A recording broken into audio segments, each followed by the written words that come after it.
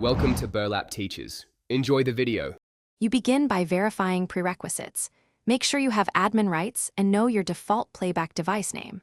Open Settings and Device Manager to check Windows 10 build and current audio driver version so you avoid incompatible installs.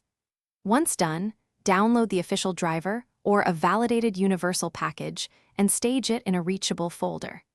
This prevents interruptions. You'll install drivers and enable enhancements immediately. Make sure System Restore is enabled so you can revert if an update misbehaves.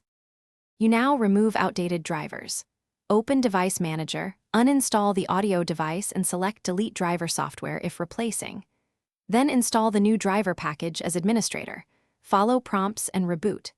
Once back, open Sound Control Panel, select your playback device, click Properties, and go to the Enhancements tab to enable spatial sound, bass boost, loudness equalization, or room correction as supported. Configure each enhancement one at a time so you can hear the difference and avoid conflicting DSP processing.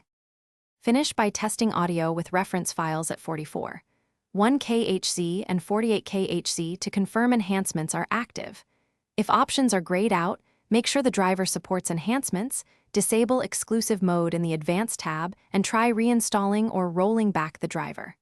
Once done, fine-tune individual settings. Spatial sound and EQ often interact, so adjust incrementally.